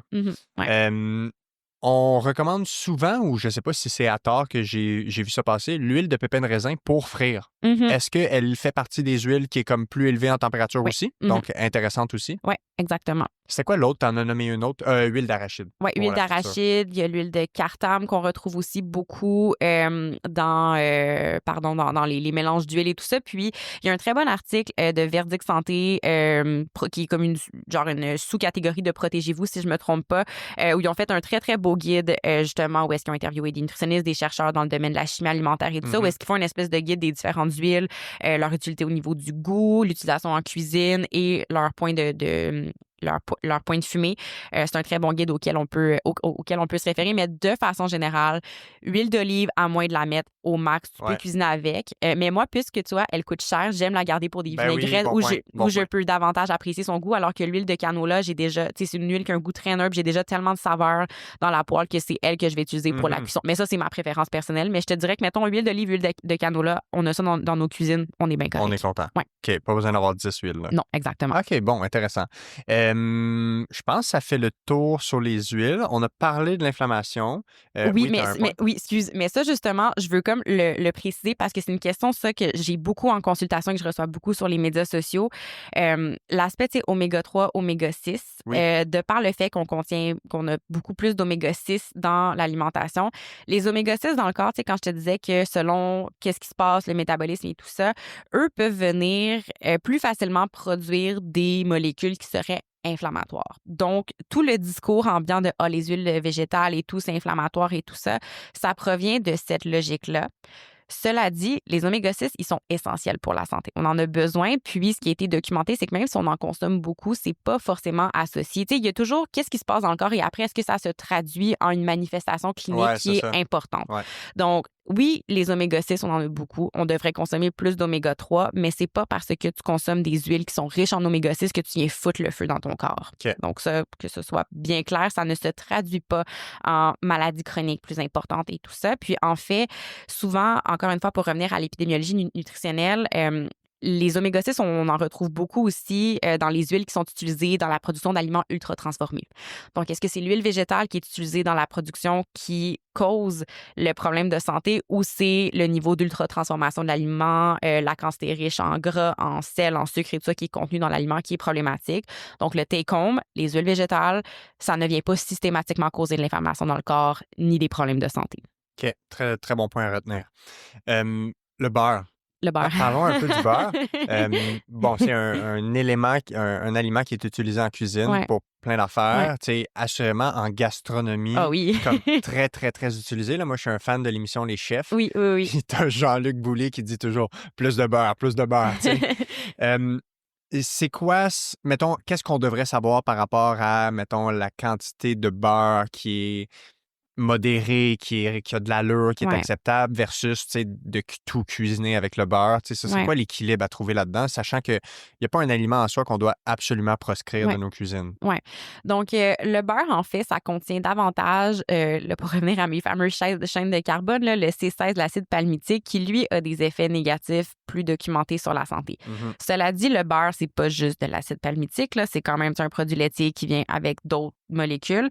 Puis, tu sais, la fameuse question beurre ou margarine, là, moi, je reviens toujours à la base que, ultimement, dans ta journée, tu devrais pas en compte. De façon beurre générale. Ou margarine, huile d'olive. Mais tu sais, pour la quantité que tu devrais consommer, là, tu devrais pas mettre une tasse de beurre dans chacune de tes pois, pois les 2 le matin. Donc, pour moi, une personne en santé, ça revient à une question de préférence, puis de venir voir après, bon, ben, qu'est-ce que tu consommes ailleurs dans ta journée? Et si tu aimes cuisiner avec du beurre, empêche-toi pas de cuisiner avec du beurre, mais c'est important d'avoir cette haute variété où tu vas chercher les autres acides gras qui sont importants pour la santé avec l'huile d'olive, l'huile de canola et tout ça. Donc, mais oui, pour la cuisine, puis tu sais, ça, on parle de l'importance du gras pour la santé, mais le gras, c'est un excellent conducteur de saveur. Donc, c'est pas d'arrêter de cuisiner avec, on en a besoin. Puis, écoute, tu sais, je sais que tu aimes beaucoup les viennoiseries, j'aime beaucoup les pains au chocolat, les croissants aussi, mais je veux dire, on ferait pas ça avec de l'huile d'olive, là. Ce serait dégueulasse. Puis, de toute façon, on mange pas des viennoiseries 3 fois par jour. Exactement. Exactement. Ouais. OK, parfait. Fait comme toute bonne chose, dans la modération, tout a sa place. Exactement. Excellent. Est-ce qu'il y a des... Mettons, ben on l'a probablement abordé, mais mettons, faisons juste comme un survol, un recap, vu qu'on vient de parler de différents aliments. Ton top ligne directrice, recommandation pour la santé générale en lien avec l'alimentation puis les gras. Oui. Donc, je pense que je favoriserais de cuisiner avec des huiles végétales, la variété qui vous tente. Pour vrai, l'huile d'olive, c'est notre grand winner. Tu sais, qu'il y a des bénéfices pour la santé qui sont bien documentés. Cela dit, si tu n'aimes pas l'huile d'olive, je veux dire, tu vas pas... Il y a d'autres options. Il y a d'autres options, exactement. Puis, je pense que oui, je préconise la variété justement pour permettre aux gens d'aller chercher autant la variété au niveau des saveurs, la polyvalence en cuisine, mais aussi la variété des acides gras qui vont avoir des propriétés différentes pour la santé. Donc, je te dirais souvent, moi, mon go-to, c'est vraiment huile de canola pour la cuisine, la chaleur et tout ça, puis garder l'huile d'olive pour les vinaigrettes et tout ça. On peut s'en servir en cuisine, mais comme j'ai dit, de par son prix, c'est le fun de pouvoir pleinement goûter ses arômes et ses saveurs dans une bonne vinaigrette, par exemple. Puis moi, mon go-to pour tout ce qui est cuisine asiatique, huile de sésame grillée. C'est si bon. C'est si bon. Oui. Puis ça, on n'en a pas parlé, là, mais... Mais oui, c'est vrai, on l'a pas nommé, mais l'huile de sésame aussi, c'est pas mal comme dans le... Un peu point de fumée un peu plus haut, il me semble, que l'huile d'olive. Mais tu sais, peut-être pas aussi haut que l'huile de canola, mais on peut s'en servir en cuisson sans problème. Ouais. Très bon. Bon, ça fait un très bon tour d'horizon. Je pense qu'on a tout abordé ça. Bon, là, j'amènerais ça à un autre niveau, en fait, ou une prochaine question un peu plus macro, qui est comme, tu sais, basée sur ce qu'on vient de comprendre. Il y a certaines questions que les gens peuvent se poser. La première chose, c'est est-ce qu'on doit se préoccuper de manger trop gras? C'est-tu vraiment une préoccupation pour les gens, par exemple, qui cuisinent maison? Les gens qui mangent 80-90% de leur repas cuisiné maison, puis que dans ce qu'on a abordé sur les huiles, sont comme, ça ressemble pas mal à ce que je fais. Est-ce qu'on doit vraiment se préoccuper de manger trop gras? Pour quelqu'un qui, comme tu dis, cuisine à la maison et tout ça, qui mange varié, non. Puis mettons, pour ceux qui aiment les chiffres, la recommandation de, tu as 100% de tes calories dans ta journée, 20 à 35% de tes calories devraient provenir de gras. Ah, OK, Donc ça, c'est, puis bon, le 20 à 35%, on va se promener dans cet intervalle-ci selon tes besoins en protéines, en glucides. Donc parfois, des athlètes qui vont devoir consommer beaucoup de glucides, plus de protéines pour leur sport vont être peut-être un peu plus bas dans l'échelle des lipides. D'autres personnes qui vont réduire leur rapport en protéines, je sais pas, quelqu'un a une maladie rénale, peu importe, ça se peut qu'elles soient un peu plus élevées de ce côté-là, mais grosso modo, on est à peu près à 1/5 de ton énergie qui va provenir de lipides. Et je suis nutritionniste, je connais ces chiffres-là par cœur et je ne calcule jamais la quantité de lipides que je consomme dans une journée. Donc voilà. Puis, fait que non, pour quelqu'un qui cuisine maison, je vois pas vraiment d'inquiétude. Tu sais, le moment où on pourrait peut-être se questionner si quelqu'un mange trop de lipides, c'est quand il y a, par exemple, certains symptômes au niveau de la digestion qui se produisent. Les lipides, ça a un effet important sur la satiété. Donc, fais juste penser, tu prends une cuillère de sirop d'érable versus une cuillère de beurre d'arachide. Le beurre d'arachide va assurément te remplir plus parce que ça va ralentir la vidange gastrique, donc la vitesse à laquelle l'estomac se vide dans l'intestin. Puis quand l'estomac est plein, on n'a pas faim. Donc, des gens parfois qui vont avoir des reflux, qui ont justement une satiété précoce et tout ça, on peut peut-être se questionner, est-ce qu'il y a trop de lipides dans l'alimentation? Donc, c'est toujours de venir regarder, quel est l'impact sur les autres sphères de ta vie. Puis après, c'est de venir voir, si tu consommes trop de lipides, forcément, tu ne consommes pas assez de protéines et pas assez de glucides. Donc, on a juste 100 là. Donc, si les lipides prennent un plus grand pourcentage, tu as moins d'énergie pour tes entraînements, tu as une récupération musculaire qui est moins bonne, c'est de venir voir, est-ce que les lipides prennent trop de place? Mais règle générale, en cuisinant à la maison, on reste dans ces cibles-là sans problème. Parfait. Puis j'aime que tu as parlé de l'entraînement parce que pour les sportifs à l'écoute, on va terminer l'épisode en parlant de l'utilisation des gras en sport d'endurance. Fait que stay tuned jusqu'à la fin, on y arrive. Donc, en moyenne, on ne devrait pas trop s'en préoccuper. C'est quoi les indications pour potentiellement... là, tu en as déjà mentionné quelques-unes, mais y a-tu d'autres indications auxquelles tu penses qui pourraient potentiellement nous indiquer à vouloir réduire l'apport en gras? Disons, c'est sûr que si qu'on fait un bilan de santé, des prises de sang où est-ce qu'on vient regarder des marqueurs lipidiques et qu'il y en a certains comme le LDL qui est plus élevé, le HDL qui est bas, les triglycérides aussi qui peuvent être plus élevés, on peut venir regarder, qu'est-ce qui se passe au niveau de l'assiette d'une personne. Je t'ai nommé l'aspect au niveau de la vidange gastrique, le fait de constamment se sentir plein. Puis moi, c'est beaucoup de venir regarder quels sont les signaux qui pourraient avoir ça va être associé à une problématique. Oui, les gens qui n'ont pas de problème, qui mangent diversifié, cuisinent. If it's not broken, don't fix it. Oui, non, exactement. Donc, c'est ça. Ça va être de venir regarder, est-ce qu'il pourrait avoir peut-être un manque au niveau des protéines et des glucides qui se manifestent, qui pourrait s'expliquer par un apport excessif en lipides. Mais, honnêtement, j'ai le goût de dire, faites confiance à votre corps que on sort des fêtes là, en ce moment. Là, quand tu as mangé un repas qui était très gras, tu vas le sentir. Tu sens que ton estomac est plein beaucoup longtemps, puis c'est pas le fun. Puis on dirait que le corps et le cerveau est bien fait parce que le lendemain, ce que tu as envie, c'est comme de manger un bon sauté de légumes avec une salade. Fait que, en général, c'est comme les gens qui disent il faudrait pas manger de gâteau, on va manger du gâteau tous les jours. Mais règle générale, le corps n'a pas nécessairement envie de manger ça en moyenne. Excellent. Dans le top 3 des mythes que tu as voulu défaire d'entrée de jeu, on va y répondre à ce moment-ci. Une des questions, c'est est-ce que le gras fait prendre du poids? C'est comme la chose automatiquement qu'on se dit. Si je mange du beurre, automatiquement, mon beurre va se stocker en gras corporel, puis ça fait prendre du poids. Qu'est-ce qu'il faut comprendre par rapport à ça? Ce qu'il faut comprendre, c'est que ce qui va amener une accumulation excessive de gras dans le corps, c'est un surplus énergétique. Pas un surplus de... c'est pas lipides, protéines, glucides. Les trois peuvent faire prendre du poids s'ils sont consommés en excès de nos besoins. Fait qu'on parle plus, quand tu parles de surplus énergétique, on parle juste de la mesure de calories en soi, exactement. Indépendamment qu'elles viennent de lipides ou de protéines ou de glucides. Tu peux manger 100% protéines, ce qui serait durement difficile à faire, mais tu consommes plus de calories que ce que ton corps dépense, tu vas prendre du poids. Ça, c'est la règle mathématique, physiologique très, très simple.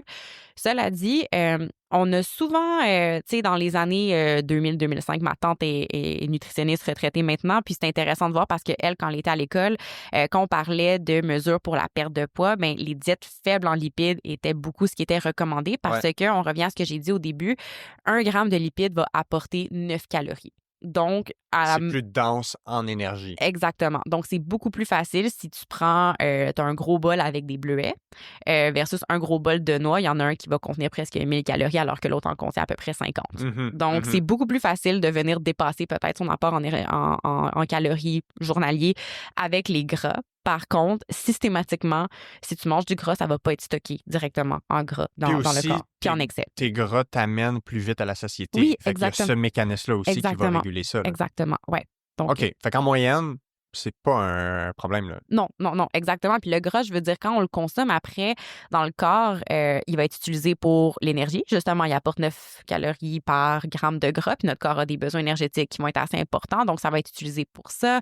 Ça va venir s'intégrer aux membranes des cellules pour juste leur bonne fluidité, pour que les membranes aient tout ce dont elles ont besoin. Le gras est un grand consommateur aussi consommateur est principalement formé de lipides aussi, donc le gras, il est important, il fait plein de choses dans le corps. Il va pas juste immédiatement se stocker en excès. Tu dis le gras est un grand consommateur. Parles-tu du cerveau? Pas le gras est un grand consommateur, pardon.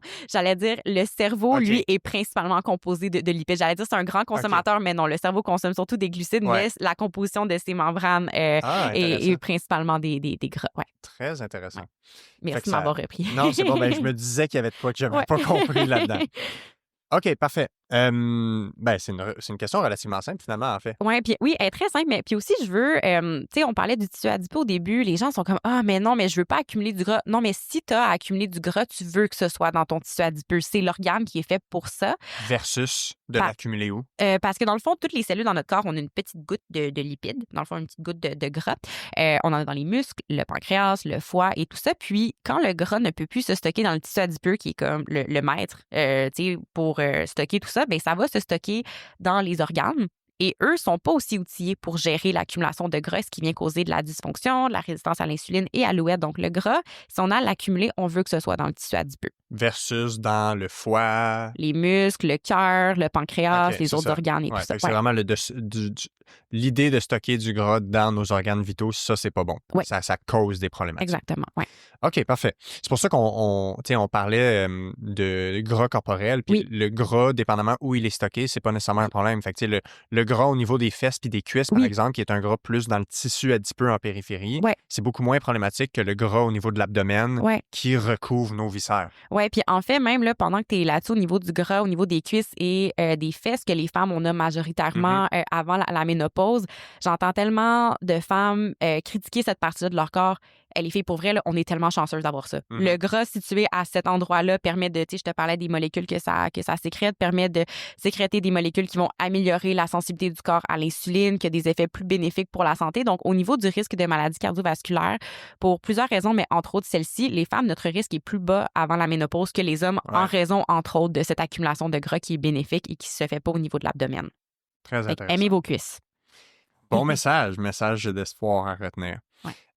Parfait. Dans les diètes, une des diètes qui est comme... en fait, il y a comme deux... là, on a déjà parlé de diète faible en gras, là, en guillemets, quand est-ce que ça pourrait être pertinent. Fait qu'on n'a pas besoin de retoucher à ça. Mais l'opposé ou l'extrême opposé, c'est la diète cétogène.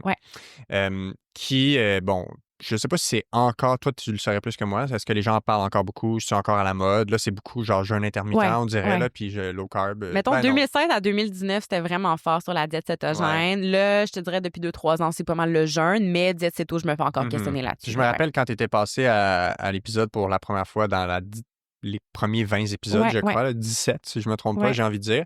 On avait parlé de la diète cétogène, d'où elle venait initialement, là, en lien avec, je me rappelle bien, l'épilepsie. Oui, c'est ça. Donc, tu sais, c'est quoi la théorie derrière ça? Est-ce que c'est réellement utile? Puis, tu sais, c'est quoi les cas spécifiques, peut-être plus médicaux, qui pourraient réellement bénéficier de ça? Oui, puis je vais revenir à ton amour des définitions parce qu'il faut définir diète cétogène versus diète faible en glucides. C'est ça. La diète cétogène est une diète faible en glucides, mais la diète faible en glucides n'est pas la diète cétogène. Exact. Puis la diète cétogène, c'est un extrême de la diète faible en glucides. Oui. Donc, en fait, là, je te parlais des pourcentages. Là, mettons, pour les recommandations générales de Santé Canada, 45 à 65 % de notre apport doit provenir de glucides, 20 à 35 % de lipides et 10 à 35 % de protéines. Avec la diète cétogène, 5 à 10 % de glucides. C'est ça, c'est extrême. Oui, puis on est comme dans l'ordre du 70 à 80 % de lipides et l'autre petit pourcentage pour les protéines.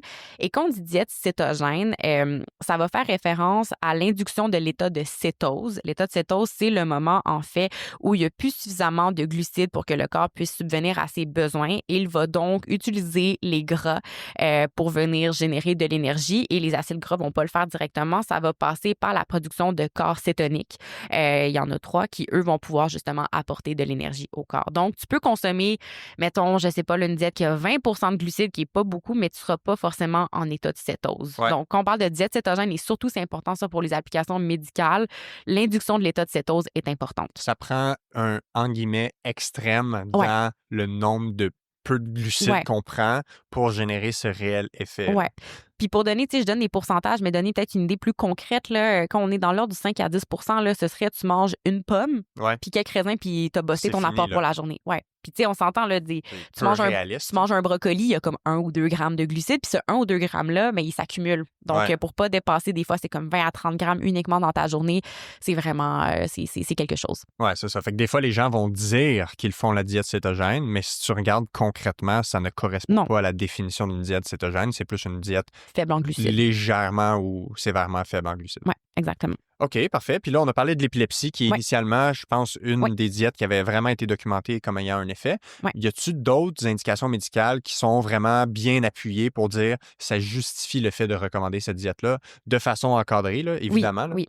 Oui, l'épilepsie réfractaire chez l'enfant, puis ça, tu sais, je dis réfractaire justement parce que ça a été découvert, les premières études de cas remontent à 1921 par le Dr. Wilder à la Mayo Clinic aux États-Unis. Ça a été beaucoup utilisé justement entre 1920 et 1930 pour le traitement de l'épilepsie parce qu'on n'avait pas les médicaments pour ça. De nos jours, il existe des médicaments pour venir réduire la fréquence et la sévérité des crises d'épilepsie. Par contre, des enfants qui ne réagissent pas à la médication, la diète cétogène va pouvoir venir être utilisée. Puis c'est en fait parce que les corps cétoniques aurait un effet bénéfique au niveau de l'excitabilité des neurones, ce qui permet justement de venir réduire la fréquence des crises. Il y a beaucoup d'autres applications médicales pour lesquelles la diète cétogène a été étudiée. L'Alzheimer, le Parkinson, le diabète, la stéatose hépatique. Stéatose hépatique, c'est ce qu'on appelle le foie gras. Oui, exactement. Oui, merci de la vulgarisation. Et en ce moment, pour toutes ces conditions médicales-là, c'est beaucoup plus difficile de dire est-ce que ça apporte réellement un effet bénéfique parce que, oui, il y a la production de corps cétonique, cool, mais pour avoir ton 70 à 80 de lipides, tu t'en sors pas juste avec de l'huile d'olive. Tu n'as assurément pas le choix d'aller consommer des gras saturés et d'autres gras qui ont des... La qualité des calories ingérées peut être modifiée vers vers le moins bon côté, disons. Là. Donc, il y a le risque-bénéfice, dans le sens, le bénéfice d'avoir l'effet cétonique versus le négatif de consommer une qualité nutritionnelle qui est un peu moins intéressante. Oui, ça a été étudié aussi pour le cancer parce que, bon, tu avais l'argument peut-être un peu simple de, bon, mais les cellules cancéreuses survivent parce qu'elles se nourrissent de sucre. Donc, si on leur coupe leur carburant principal, elles vont mourir. Mais non, les cellules cancéreuses ils s'apparent malines et intelligentes puis elles vont s'adapter en autre chose. Donc, la diète cétogène n'est pas forcément recommandée pour ça. Puis ça, peut-être que toi, tu l'auras plus entendu, mais une autre des applications de la diète cétogène au niveau médical, c'est quand une perte de poids rapide est nécessaire, soit pour avoir accès à une chirurgie et tout ça. Mais ça, j'insiste vraiment sur l'aspect court terme parce que c'est vrai qu'une diète faible en glucides et particulièrement la diète cétogène va amener une perte de poids rapide à court terme. Cela dit, le maintien à long terme, au bout de 12 mois, là, les différences avec d'autres diètes faibles en calories, ça s'annule. On a des cas, des fois, où, mettons, quelqu'un qui aurait une chirurgie cardiaque, mais là, le médecin dit c'est trop dangereux de t'opérer avec ton poids. Il faudrait une réduction comme vraiment juste rapide, mais temporaire, supervisée par quelqu'un. À ce moment-là, ça pourrait être indiqué. Oui, exactement. Puis, la perte de poids va survenir rapidement avec la diète cétogène de par notamment l'apport très élevé en lipides qui va avoir un effet sur la satiété. Les corps cétoniques aussi vont avoir un effet coupe-faim. Puis, il y a aussi la perte de tout le glycogène, en fait, qui contient, c'est de l'eau, là. Tu parles pas du gras ou de la masse musculaire, mais qui va faire en sorte que tu aies une réduction rapide du chiffre sur la balance. Mais après 12 mois, 24 mois, puis même la plus longue étude que j'ai vue était sur 56 mois, il n'y a pas de différence par rapport à une diète normale. OK, parfait. Puis fait qu'en soi, ce n'est pas une diète miraculeuse pour la perte de poids, puis c'est pas nécessairement intéressant par rapport à ça. Exactement. Puis tu sais, j'ai toujours, moi, quelqu'un qui vient me voir, hey, j'ai vraiment le goût de faire ça, je te présente les risques, bénéfices, tu prends ta décision éclairée, puis je préfère accompagner quelqu'un pour s'assurer qu'on garde la qualité de son alimentation, la qualité des gras qu'elle consomme, qu'elle se lance dans la jungle et fasse ça. Exact. Parfait. Cool, mais de toute façon, les gens peuvent se référer à notre épisode précédent pour comprendre l'effet des diètes sur le corps, puis qu'est-ce qui est réellement vrai de pas vrai, parce que tu sais, en moyenne, puis ça, c'est probablement une des plus grandes choses que j'ai comprises en interviewant plein de nutritionnistes, c'est de comprendre l'effet très limité à long terme de la diète pour la notion de perte de poids, sachant qu'à peu près n'importe quoi peut fonctionner pour perdre du poids tant qu'on réduit les calories qui rentrent. Mais à quel coût psychologique, à quel coût sur la santé, à quel coût sur la qualité nutritionnelle des gens. Puis après ça, à long terme. Est-ce que ça reste vraiment dans le temps? C'est plus difficile de maintenir une perte de poids dans le temps. Exactement. Puis au-delà de la perte de poids, j'avais ma revue littérature en date de 2021 quand je suis venue. Je l'ai remise à jour avec 2025, qu'est-ce qu'on sait. Puis il n'y a pas de nouvelles choses. Puis il y a aussi, non, c'est pas efficace, mais ça peut aussi être négatif. Donc, ça augmente le fameux LDL, ça réduit les taux de testostérone. Donc, des fois, je vois beaucoup plus peut-être dans le fitness, les hommes qui se tournent vers ça. Bien, messieurs... Là, on parle de la diète cétogène en soi. On parle de la diète cétogène en soi qui va avoir des effets négatifs de ce côté-là. Quand il y a une perte de poids, c'est pas juste de la masse grasse, c'est de la masse musculaire qui est perdue parce que l'apport en protéines est très restreint. Donc, c'est pas juste inefficace pour beaucoup de choses. Ça peut être dommageable. Donc, diète cétogène peut mener à une baisse du taux de testostérone qui serait complètement contre-productif dans une notion de entraînement musculaire, performance sportive ou même récupération musculaire. Exactement. Très intéressant. Super. On termine avec les sports d'endurance. Puis les deux, on est des fans, on est des adeptes pratiquants de sports d'endurance.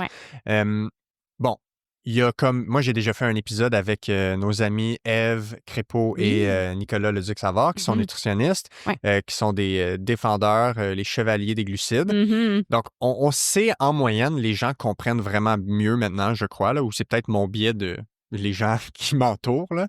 Mais on comprend que les glucides, c'est utile dans le sport pour l'énergie, surtout en sport d'endurance. Qu'en est-il des lipides, l'utilisation des gras? Qu'est-ce que le corps fait pour utiliser les gras dans le sport d'endurance? Parce qu'évidemment, il n'utilise pas juste les glucides, là, de ma compréhension des choses. Et peut-être dans un deuxième volet après, je te relancerai pour comprendre les gens qui se diraient « OK, je veux entraîner mon corps à ne pas utiliser les glucides puis à favoriser les lipides. » C'est-tu vraiment une bonne idée? Fait que commençons par qu'est-ce que notre corps fait pour utiliser les gras dans le sport d'endurance? Comment ça se passe? Oui. Donc, ça, tu l'as bien nommé. Jamais à un seul moment, on va utiliser juste les lipides, juste les gras, juste les protéines. Les trois sources d'énergie vont toujours être utilisées en permanence, mais juste à des proportions différentes. Les gras vont principalement être utilisés lorsqu'on fait une activité physique à basse intensité. Donc, jusqu'à environ 40-45% du VO2 max, c'est les gras qui vont être principalement utilisés.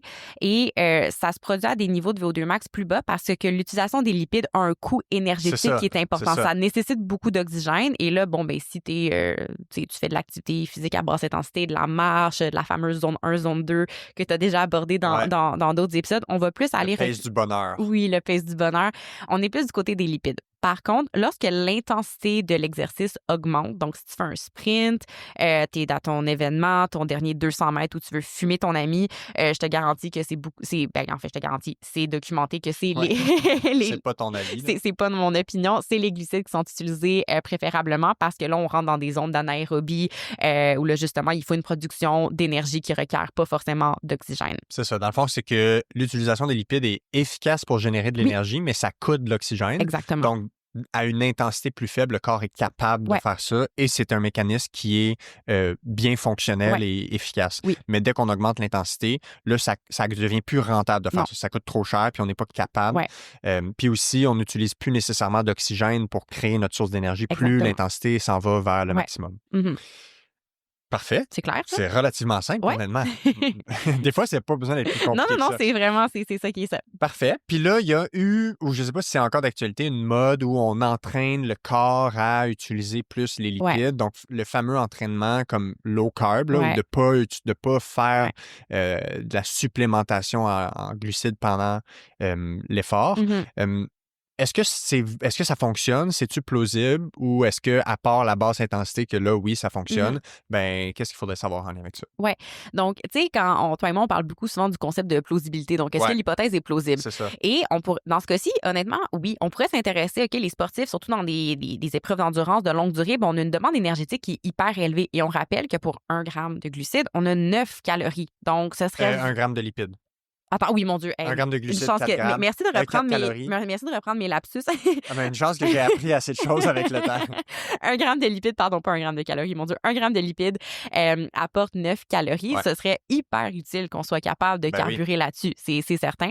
Et donc, c'est possible d'entraîner le corps, justement, soit en ayant une alimentation qui est plus faible en glucides au quotidien, justement, en allant courir à jeun le matin, où est-ce que là, nos réserves de glycogène sont plus basses, où est-ce que là, on carbure principalement sur les lipides. Il y a moyen d'adapter le corps à être capable d'utiliser les lipides de façon plus prédominante, d'augmenter ça jusqu'à peu près 70 à 75 du VO2 max. Donc là, ça devient intéressant. Donc, tu pourrais aller plus haut dans le spectre de l'intensité, toujours en utilisant un peu plus les lipides, alors que normalement, ça aurait arrêté ce mécanisme. Oui, et ça, honnêtement, j'ai été surprise, ça peut se produire rapidement. Donc, autant, genre sur, mettons, plusieurs semaines où tu consommes moins de lipides, mais disons que tu fais une diète cétogène stricte, après 5 à 6 jours, cette adaptation-là apparaît.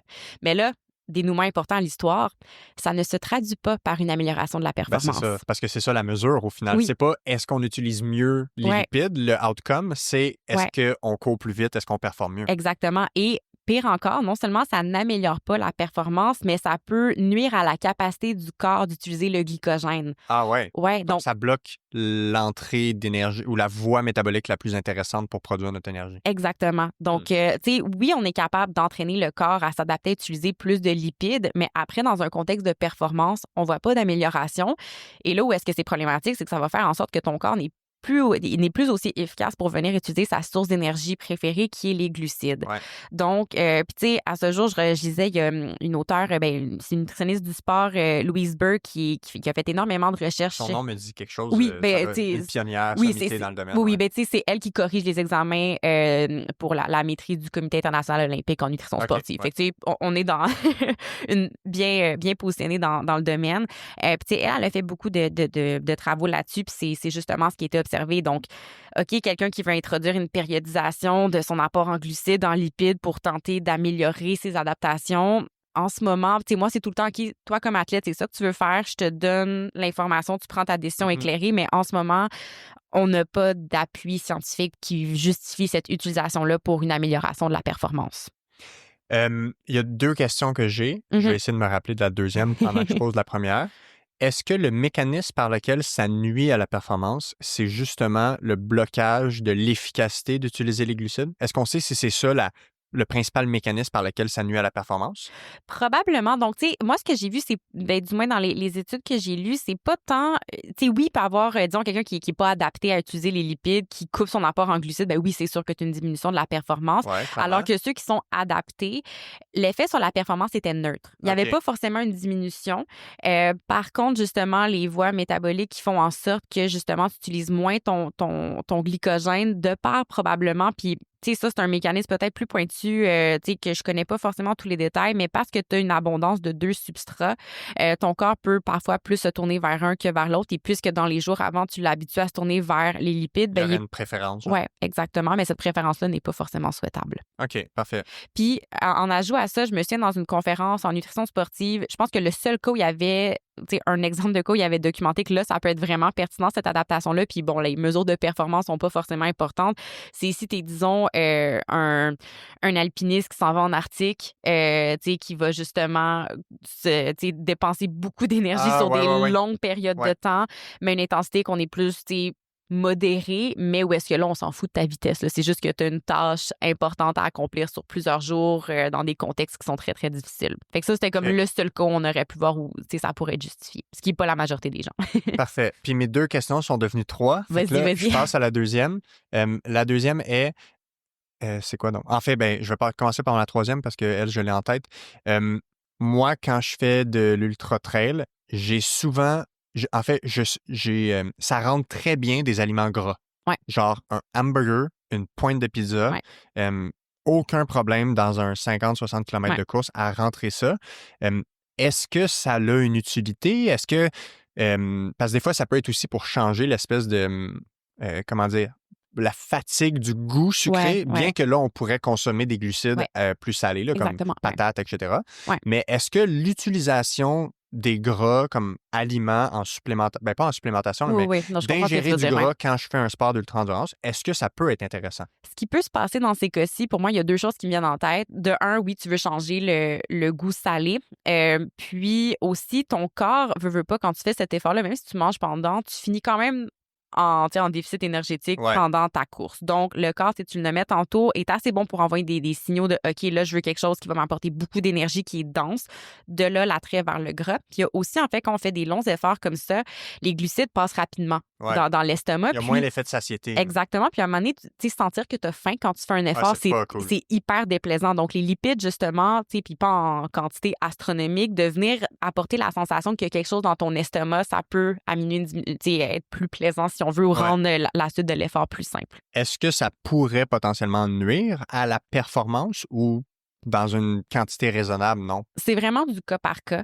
Donc, tu sais, si toi, justement, hamburger, pointe de pizza, ça rentre, mais est-ce qu'il y a une grosse poutine, ça rentrerait? Ouais, non, Tu sais, il y a à petite bouchée, oui, là, mais oui, c'est ça, à petite bouchée. c'est dur à traîner dans la veste. Oui, oui, non, exactement.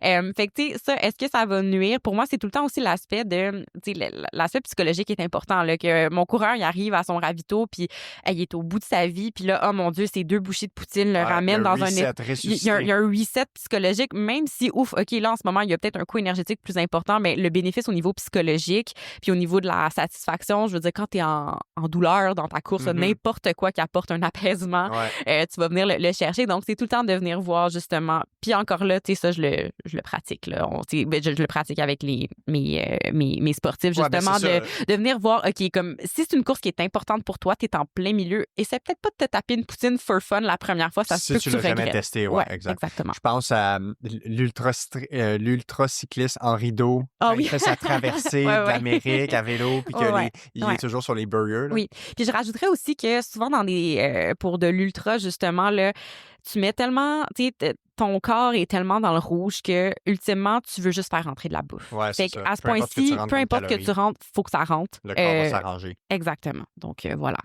Ma troisième question, qui était la deuxième, je viens de le... Puis, pose ta question, mais moi aussi, il faut que je pose une question. Pas, il faut que je pose une question, là, mais il faut que je marque un point important après. Okay. Donc, c'est-tu en lien avec ça? Parce qu'on peut le faire tout de suite. Non, vas-y, pose ta question, ça va être après. Tu as parlé tantôt de l'entraînement à jeun. Ouais. Bon, c'est pas nécessaire de s'entraîner à jeun, mais mettons les gens qui ont une habitude de se lever le matin puis faire leurs 30 minutes de jogging sans avoir l'intention d'entraîner le système à changer. Est-ce que ça peut causer un problème au niveau de l'efficacité à utiliser les bonnes réserves d'énergie puis nuire à la performance, ou en soi, ce ne serait pas un problème? Pour une demi-heure de course, ton petit 5 km, peu importe, il n'y a vraiment pas de problème. C'est vraiment plus quand, disons, dans ton plan d'entraînement, toi, c'est tôt le matin, où est-ce que tu as le temps de t'entraîner puis qu'on vient introduire des séances plus spécifiques, où est-ce que tu as des intervalles, des sprints et tout ça, où là, en fait, l'utilisation des glucides devient importante. Il y a des gens le matin qui partent puis ils n'ont vraiment pas faim.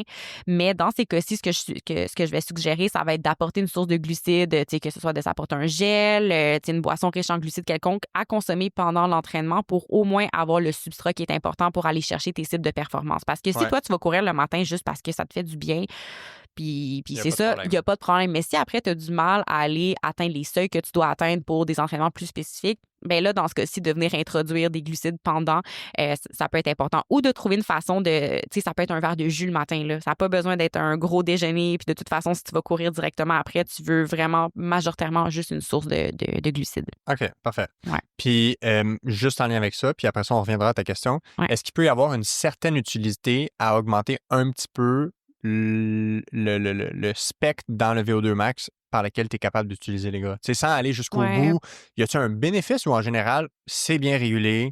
Tu utilises tes glucides principalement. À basse intensité, ça va être principalement tes lipides, ou c'est là qu'ils vont contribuer le plus? Oui. Tu sais, je te dirais que c'est bien régulé. Puis ultimement, tu sais, pour non seulement la performance, mais la récupération après, plus tes apports en glucides sont optimaux, mieux ça va se passer. Tu sais, l'autre argument que je pourrais voir parfois, c'est que, OK, mais plus je suis capable d'utiliser mes lipides, bien moins j'ai besoin de manger des sources de glucides pendant, parce que, tu sais, durant des ultras, là, du 80-90 grammes à l'heure pendant 4, 5, 6 heures et beaucoup plus pour les très gros ultras, ça devient compliqué. Mais après, tu sais, le plus tu es capable de rentrer de glucides durant tes gros entraînements, durant tes courses, le mieux ça va se passer pendant et après. Parce que c'est ça. C'est pour la récupération, c'est que c'est important. Ta question, ou pas ta question, mais le point que tu voulais toucher. Mon commentaire. Puis c'est intéressant quand tu as touché l'entraînement à jeun parce que parfois, les gens aussi, au-delà de la performance qui va les intéresser d'être capable d'utiliser le gras, c'est la pensée que ben, je brûle du gras et donc je vais perdre du poids plus facilement. L'entraînement à jeun le matin ou le fait d'être plus capable d'utiliser les gras dans ta journée, ça va pas se produire systématiquement en une perte de poids. Donc, pour qu'il y ait une diminution du poids corporel, il faut que tu sois en déficit énergétique. Et en fait, le corps s'adapte aussi. Donc, si tu as oxydé plus de gras pendant ton activité physique, ben durant la journée, il va plus préserver son gras pour faire en sorte qu'on arrive à un statu quo à la fin de la journée. Donc, l'entraînement à jeun, le fait d'être plus capable d'utiliser les gras comme source d'énergie pendant l'entraînement ne va pas favoriser une plus grande perte de poids. C'est le seul point que je voulais faire. Puis, tu sais, très bon point. Et en plus, tu sais, si ça t'amène à avoir plus faim après parce que tu étais à jeun et tu as fait ton entraînement, puis que là, tu manges plus, puis là, ben, ça pourrait être contre-productif. Là. Exactement, oui. Écoute, ça fait le tour de mes points. Je te relance la balle pour savoir s'il y a des choses importantes que tu penses qu'on n'a pas abordées ou des points sur les i, des barres sur les t que tu veux faire, ou est-ce que tu es pas mal satisfaite de la classe de maître sur les lipides? Oui, je pense qu'on a fait un beau tour. Puis peut-être le dernier truc, tu sais, j'ai geeké sur beaucoup de choses, mais honnêtement, prenez ça comme de l'information pour le fun. Mettez-vous pas à penser à vos nombres de carbone dans ce que vous mangez. Là, 16, 14. Non, c'est ça. Tu sais, pensez pas à ça. Puis je pense que, tu sais, message général, là, fut une époque où on démonisait les gras. Là, c'est à la mode de démoniser les glucides. Les 3 macronutriments sont super importants, ont des fonctions qui sont essentielles. Et c'est plate, mais c'est la réalité, là, mais le plus de variété que vous allez avoir dans votre alimentation, de par les huiles, les types de gras, les aliments que vous consommez, le mieux ça va être pour votre santé. Puis, faites attention au, tu sais, ça c'est ma touche esprit critique, là, mais au discours des fois très extrémiste de « Ah, le LDL, c'est pas grave qu'il soit élevé » ou « Ah, les gras saturés, c'est correct d'en manger. » Oui, c'est correct, mais il y a des discours extrêmes que j'entends parfois, puis la réalité se trouve beaucoup plus souvent dans le milieu. Fait que, comme bien des choses. Oui, exactement. OK, ben je vais te dire les messages clés que moi je retiens. Oui, puis tu me diras si ça a de l'allure, puis si j'ai fait ma job de bien écouter. Ben, la première chose que je retiens de façon très simple, moi, je suis toujours intéressé par la compréhension de tout ça. Fait que toute la théorie là-dessus, j'ai trouvé ça très intéressant. Mais la chose que je retiens, c'est si tu cuisines la majorité de tes repas, puis tu avais déjà le réflexe d'utiliser de l'huile d'olive, de l'huile de canola, puis que tu abuse pas de façon systématique de tout ce qui est friture et compagnie, ben le gras en soi, on s'en préoccupe pas trop. Ça, c'est comme la première chose que je retiens, qui revient à nos recommandations nutritionnelles habituelles. Oui, puis tu sais, ça, justement, c'est de tellement, tu sais, je pense de faire confiance à son corps aussi. Puis mettons, oui, une salade avec la vinaigrette, c'est-tu assez déplaisant, une salade qui est tellement mouillée, tellement l'eau d'huile, comme, tu sais, puis tu vas te sentir pas bien après. Ça, c'est, le ressenti du corps est assez précis là-dessus. Oui, super. La deuxième chose que je retiens, c'est qu'il y a plein d'exemples d'aliments dans lesquels on peut aller chercher les, entre guillemets, bons gras qui sont super, qui sont mieux associés à des diminutions du risque. Non, mais OK, vas-y, mais c'est parce que je viens de penser à un autre sujet quand même chaud sur les gras, parce qu'on a parlé de maladies cardiovasculaires, mais je te laisse finir les 3 points, puis je le complémenterai après. OK, parfait. Ben, c'était juste ça, tu sais, qu'on a, tu sais, dans le fond, toutes les noix, les graines, c'est tout des trucs intéressants, les poissons gras, c'est intéressant, l'huile d'olive, c'est intéressant. Puis numéro 3, ben moi, en fait, j'ai compris l'idée du bon et mauvais cholestérol, que c'était comme une simplification intellectuelle, là, on parle plutôt du transporteur, là, le fameux bateau, puis que le cholestérol en soi, c'est bénéfique. C'est juste que des fois, quand ça s'accumule trop, ben là, ça peut être problématique dans certains cas. Fait que c'est pas mal ça. Tu sais, l'idée de diète cétogène, perte de poids, bon, j'étais pas mal déjà au courant, fait que je tombe pas en bas de ma chaise aujourd'hui. Fait que super intéressant. Super. Puis le point où j'ai comme ouvert les yeux tout grands, là, puis en fait, c'est que une grosse partie de mon doctorat, ça a été sur les oméga 3, puis on a beaucoup parlé de maladies cardiovasculaires, puis la supplémentation en oméga 3 pour la prévention de maladies cardiovasculaires, c'est un sujet chaud, là, brûlant. Je veux dire, je lis des revues systématiques, des méta-analyses là-dessus qui sortent à chaque année. Puis, parfois, les gens sont comme « Hey, mais mon père, ma mère a eu une maladie cardiovasculaire. Est-ce que je devrais prendre des suppléments d'oméga 3 pour... en prévention? En prévention. » Puis, tu sais, la littérature, elle est très grise. Soit l'effet est neutre ou même, je veux dire, est tout simplement neutre ou absent de ce côté-là parce que malheureusement, dans la réglementation actuelle, tu as 2 bouteilles d'oméga 3 à la pharmacie qui disent contenir la même quantité de EPA, DHA, les 2 formes d'oméga 3. Une, ça va être oxydé, puis l'autre, ce sera pas ça qui est présent. Donc, on n'a pas assez de preuves ou de certitudes sur l'effet bénéfique de la supplémentation d'oméga 3 pour la prévention d'événements cardiovasculaires, la diminution de la mortalité, pour le recommander. Ça a même été retiré des lignes directrices pour la prise en charge des dyslipidémies en 2021. Il y a juste une forme, c'est d'une forme spécifique de EPA, qui est un type d'oméga 3, l'éthylester. Ça, c'est une forme pharmaceutique. Quand ça, c'est prescrit, tu sais que ça contient exactement ce qui est nécessaire. Donc, supplément d'oméga 3, consulter un professionnel de la santé avant d'en consommer. Avant de dire que j'en prends pour ça. C'est pas dangereux. C'est juste que ça peut être beaucoup d'argent jeté aux poubelles pour rien. Oui, puis ça, on n'aime pas ça dans ces temps inflationnistes. Oui, voilà. Est-ce que c'est pour ça que, historiquement, nos parents voulaient nous donner une cuillère d'huile de poisson? Là? Exactement. C'était pour les oméga 3? Les oméga 3, la vitamine D aussi. Ouais. OK, bon. Voilà. Bon, plein d'affaires qu'on fait plus. Non. Super. Merci beaucoup, Myriam, pour cet excellent épisode. Peut-être tu pourrais plugger où les gens peuvent te retrouver. Je sais qu'il y a plein de gens qui t'écrivent, posent des questions, tu aimes toujours échanger avec les gens. Tu fais aussi de la pratique clinique, fait que les gens peuvent te contacter. Fait que si les gens veulent en apprendre plus ou te contacter pour tes services de nutrition, est-ce que tu veux donner les informations? Oui, je dirais que ma page Instagram, c'est pas mal la place où tout se retrouve, où je suis le plus active pour la vulgarisation, où je vais partager autant les liens vers les podcasts, les articles de blog et tout. Dans la bio de mon profil Instagram, il y a le lien vers ma page de rendez-vous. Sinon, si vous tapez Myriam Beaudry, nutritionniste sur Google, ma page de rendez-vous, c'est comme la première qui sort. Donc, c'est vraiment le premier endroit pour me contacter. Il y a mon adresse courriel aussi qui est disponible. Donc, que ce soit pour des questions concernant les fameux lipides ou pour une prise en charge personnalisée au niveau clinique, c'est la place pour me rejoindre. Sur Instagram, myriambaudry.dtp. Myriam.baudry.dtp. De toute façon, Myriam Beaudry dans la barre de recherche. Exactement, voilà. Super, fait que merci beaucoup, puis au plaisir de se reparler. On trouvera un autre sujet d'épisode à faire dans le futur. Merci beaucoup, Alex. Salut.